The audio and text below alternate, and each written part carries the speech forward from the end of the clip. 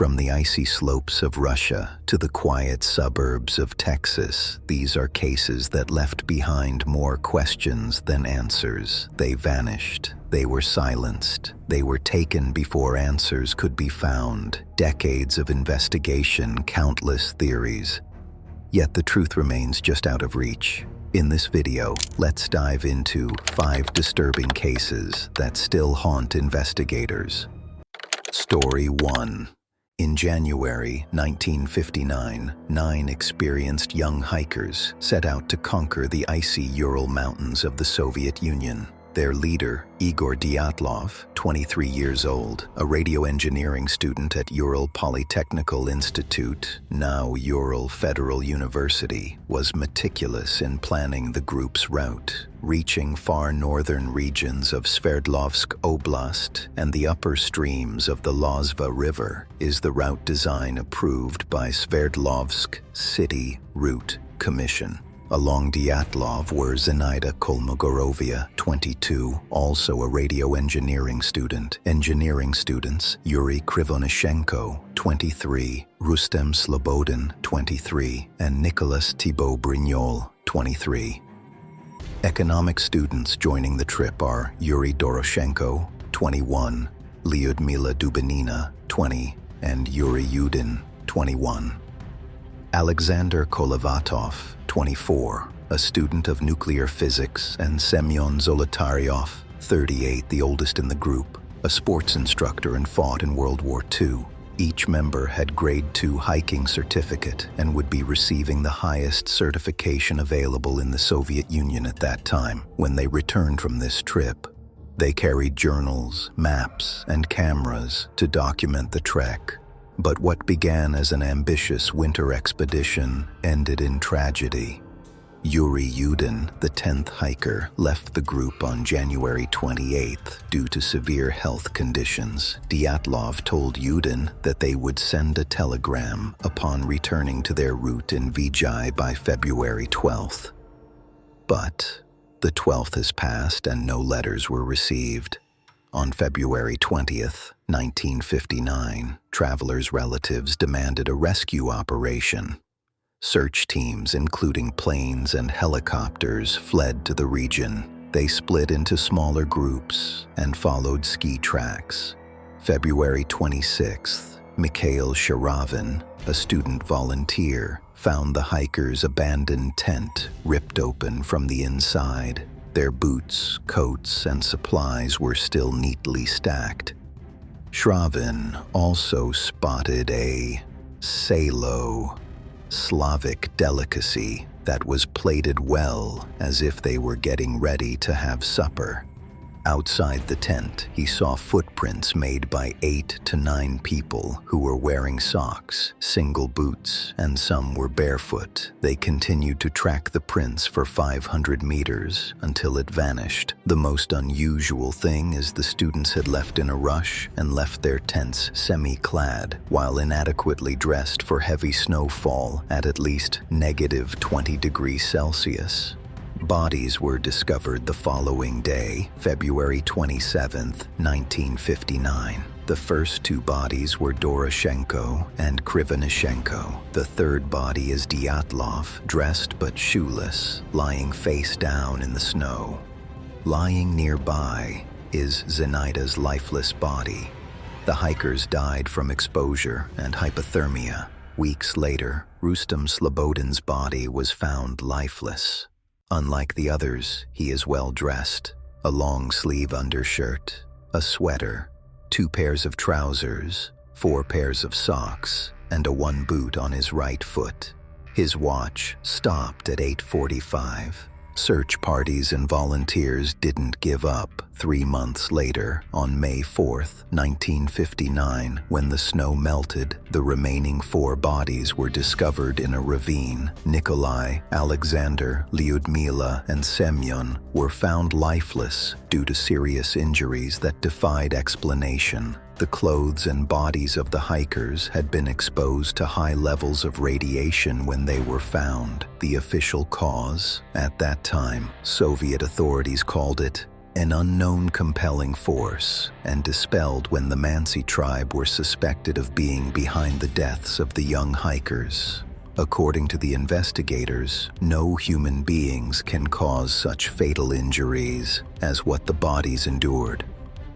Back in Sverdlovsk, Igor's sister did not attend his funeral, but she saw a photo of him. She said that it was terrible and looked completely different. Igor's hair is gray, and he will be only recognized by the gap between his teeth. The Dyatlov Foundation was founded in 1999 at Yekaterinburg. The foundation's aim is to continue investigation of the case and to maintain the Dyatlov Museum to preserve the memory of the dead hikers. For decades, speculation has run wild. Authorities reopened the investigation in February 2019, and some experts suggest that the tragedy might be caused by a rare type of slab avalanche, and through modern computer models they generate how the theory matched the hikers' injuries. Others argue that the scene didn't add up. Why was the tent cut from the inside? Why did some hikers climb trees, while others seem to retreat calmly? Military testing theories suggest they stumbled into secret weapons experiments. Others whisper about radiation, UFOs, or even internal conflict within the group. To this day, no single explanation satisfies everyone. What we do know is that 9 young lives ended on that frozen mountain, and the mystery endures.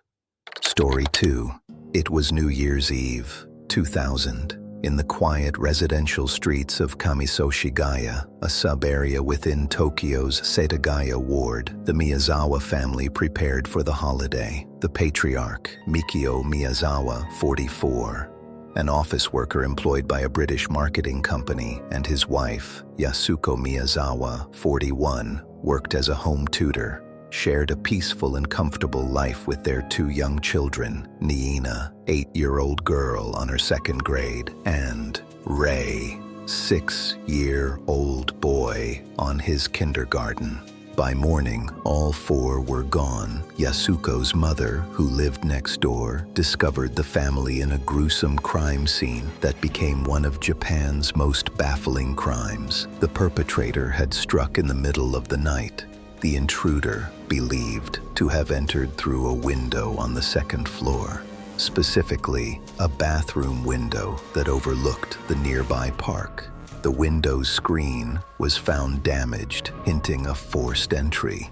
The perpetrator, once inside the Miyazawa house, executed a series of disturbing actions that left investigators puzzled. The crime took place at around 11 p.m. of December 30th, 2000. The intruder didn't leave right away. Instead, he stayed in Miyazawa's house for hours. He ate 4 small tubs of ice cream and drank several bottles of barley tea, used the family first-floor computer, and surfed the internet at 1:18 a.m.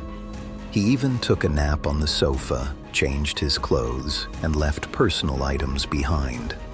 What's even worse is that he defecated in the toilet without flashing, leaving the house a mess and with tons of his DNA. Police gathered fingerprints, DNA, and even clothing fibers from the scene. Yet despite 280,000 investigators having reportedly worked on the case and examining more than 16,000 tips from the public and international cooperation, the police-handed flyer offers a reward of over 20 million yen and shows an image of the suspect's clothes every year, and still no leads or suspect has ever been arrested. Who would do this and why? Some investigators believe it was random, a first-time offender, a stranger with no connection to the family. Others argue the attack was personal, pointing to the sheer brutality. DNA evidence suggested the killer had mixed ancestry, part East Asian, part possibly European. Some of his clothing came from rare brands sold in limited stores. Even the sand in his bag traced back to a specific U.S. military area in Japan.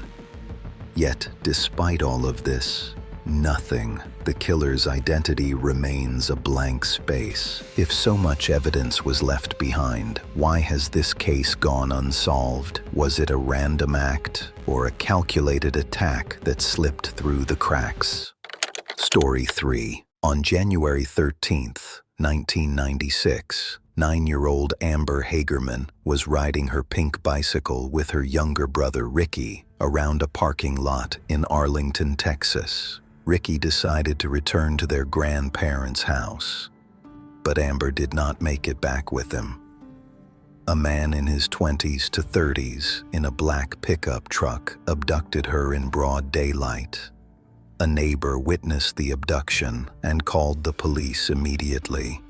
Despite the quick response, Amber was gone. Days later, her body was discovered in a creek not far from her home. The community was shaken. Amber's case received national coverage, and her name would soon be known worldwide. Not only because of the tragedy, but because of what followed. Investigators received hundreds of tips, but no suspect was ever charged. According to Detective Grant Gilden, Amber was carried by the man on his truck, putting her inside the driver's side door. The description of the vehicle, the eyewitness account, and the location of her discovery still haven't led to answers. But from this tragedy, something powerful emerged. A Texas mom named Diana Simone had the idea to create an emergency system for children in danger, and after this pitch, and was inspired by Amber's story, broadcasters and police created the Amber Alert system, a way to instantly notify the public about child abductions. Since then, the system has saved the lives of thousands of children. Still, Amber's own case remains unsolved. Her family continues to hope that someone, somewhere, knows the truth. The Amber Alert has saved countless children, but for Amber herself, justice has never been served. Will her case ever be solved? Story 4. On October 25, 2015, 18-year-old Ebby Jane Steppach mysteriously vanished in Little Rock, Arkansas. Just days earlier, October 23rd, she told her family she had been harmed at a party, and one person recorded a video of it on his cell phone. Michael, Ebby's stepfather, urged her to call the police, and she told him she already had and was planning to go to the station to officially file a report. The following day, the day of her disappearance, Michael and Ebby were supposed to meet at Ebby's grandmother's house. However, when Michael showed up, Ebby had already come and gone. Her mother, Lori Jerringen, described Ebby as a young woman with big dreams and a fiery personality who loved her family and had a big heart for those less fortunate. She was very funny, Lori said. She would not let you leave a room without making you laugh. I would give anything to hear her laugh again, to laugh with her again. Ebby had a dream of becoming a cosmetologist. She worked 2 part-time jobs and saved every dollar to buy nice and expensive makeups. But when Ebby becomes 18 and high school things changed, Ebby started to push back and want independence. Opposite of the Ebby they knew. Ebby moved out and stayed with friends and her older brother, Trevor. Although Ebby had moved out, she kept in touch with her parents and even reached out to her stepfather Michael with an alarming situation. Her last call was to her brother at 5:30 p.m., October 25, 2015. She sounded disoriented, saying she needed help. Then the line cut off. That's when they knew something was terribly wrong. They contacted everyone they knew and anyone they thought may have been in contact with Ebby, but no one was able to help them reach Ebby. On October 27, 2015, Ebby's Volkswagen Passat was found parked in Chalamont Park. Inside were her cell phone, keys, and personal items scattered, but Ebby's nowhere to be found. When the vibrant eyeshadow palettes and tubes of lipstick were found broken and scattered throughout her car just days after she was reported missing, Ebby's mother knew something was wrong. She knew her daughter was in danger. Amidst the strong evidence, something happened to Ebby. Police officers still initially treated it as a runaway case. After time passed without any sign of her, police reclassified her disappearance as an endangered missing person. For nearly 3 years, Ebby's family searched tirelessly. On May 22, 2018, Little Rock police announced that human remains were found in a drainage pipe near the area where the missing teen's car was found abandoned almost 3 years prior. The following day, those remains were positively confirmed to be that of Ebby Steppach. After Ebby's remains were found, Ebby's close friend Kaylee Foley and her mother Margie Foley came forward, stating that they tried to search the area where Ebby was found shortly after she vanished. At that very moment, Kaylee and Margie decided to go to Shalamont Park themselves to see if they could find any clues. The two did not walk very far into the park before Margie said she was hit with the smell of decomposition coming from a nearby drain. Margie immediately called the detective who had just interviewed Kaylee about Ebby's disappearance, but he did not answer. Then she called 911 and asked somebody to investigate. After 3 calls, Little Rock police officers arrived and dismissed Margie's claims. It turns out Margie was right all along. How could she have been there the whole time? Some believe the initial search was mishandled, and officers handling the case that time must also be held responsible. Others point to people at the party she attended as possible suspects. But even with renewed investigations, no one has been charged. The circumstances of her final moments remain unknown. Was Ebby's death the result of foul play, a tragic accident, or something more complex? And why did it take years to find her when she was so close to where she vanished? Story 5. In January 2013, Elisa Lam, a 21-year-old Canadian student, checked into the infamous Cecil Hotel in downtown Los Angeles while traveling across the United States. She never checked out and vanished in thin air. Born as Lam Ho Yi on April 30th, 2013, Elisa's parents are immigrants from Hong Kong and were raised in Canada. She was a student at the University of British Columbia and started a blog named Ether Fields in mid-2010. Over the next 2 years, she posted pictures of models and fashionable clothing and accounts of her life, particularly her battles with her mental illness. In a January 2012 blog post, at the start of the current school term, Lam was forced to drop several classes, leaving her devastated and lost. Later, she announced she would be abandoning her blog and starting anew in another platform on Tumblr named Nouvelle Nouveau. Its contents were mostly about fashion and few words about her. The same quotation from her old blog was also used as an epigraph. "You're always haunted by the idea you're wasting your life," a quotation from novelist Chuck Palahniuk.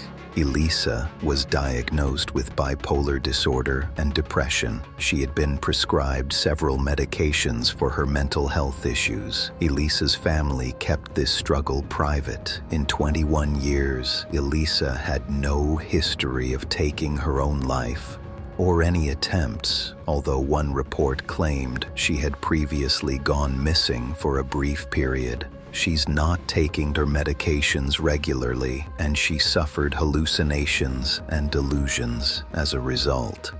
She was hospitalized once to treat her condition. During Elisa's trip to the US, she visited San Diego Zoo in California and even took photos for social media postings. On January 26, 2013, she arrived in Los Angeles, and after 2 days, checked into the Cecil Hotel near downtown's Skid Row. Initially, she was in a shared room on the hotel's 5th floor. However, due to her odd behavior, roommates reported her to hotel staff and was later moved to a single room.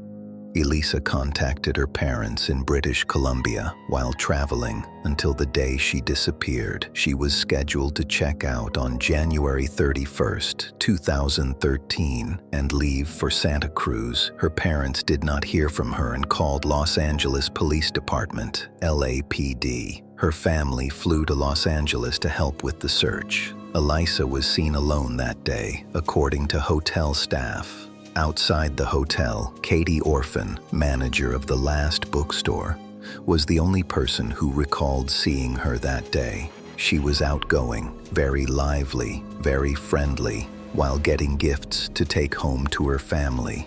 Police searched the hotel to the extent that they had dogs, but were unsuccessful in detecting her scent. This included searching the whole building and through the rooftop. However, they didn't search in every room due to lack of probable cause. And, at the time, it was uncertain if a crime was committed, according to Sergeant Rudy Lopez. February 6th, a week later, Elisa vanished. The LAPD distributed flyers with her image and was posted in the neighborhood and even online to draw more public attention. However, on February 13th, police released surveillance footage in one of Cecil Hotel's elevators, dated the 31st of January, that went viral. In it, Elisa appeared to be hiding, pressing multiple buttons and making strange hand gestures, as if interacting with someone unseen. Then, she vanished. During the search for Elisa Lam, guests at the hotel began complaining about low water pressure and an unusual taste. On the morning of February 19th, a hotel maintenance worker discovered Elisa's body in one of 4 1,000-gallon tanks located at the rooftop. The coroner ruled her death an accidental drowning on February 21st, citing her bipolar disorder as a contributing factor. Some believe she suffered a psychotic episode and entered the tank on her own. Others insist foul play must have been involved. The hotel roof was locked and alarmed, making access difficult. And then there are those who point to the Cecil Hotel's dark history, arguing Elisa's death is tied to something far larger. Paranormal theories, fueled by the eerie elevator video, continue to spread online and captivate internet sleuths up to this day. The Cecil Hotel wasn't just any building, it carried a grim legacy. Notorious serial killers like Richard Ramirez and Jack Unterweger once called it home. Dozens of suicides and unexplained deaths stained its history.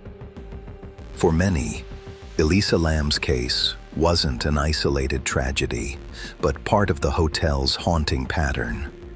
A young traveler, full of life, ends up in a water tank, and no answer feels complete. From a frozen mountain pass to a family home in Tokyo to cases that shaped laws and fueled global debate, these stories remind us how fragile truth can be. Decades later, files remain open, lives remain unaccounted for, and questions still echo. What really happened? Were these tragedies the result of chance, human cruelty, or something we may never understand? Which of these cases do you think will finally be solved, and which will remain mysteries forever?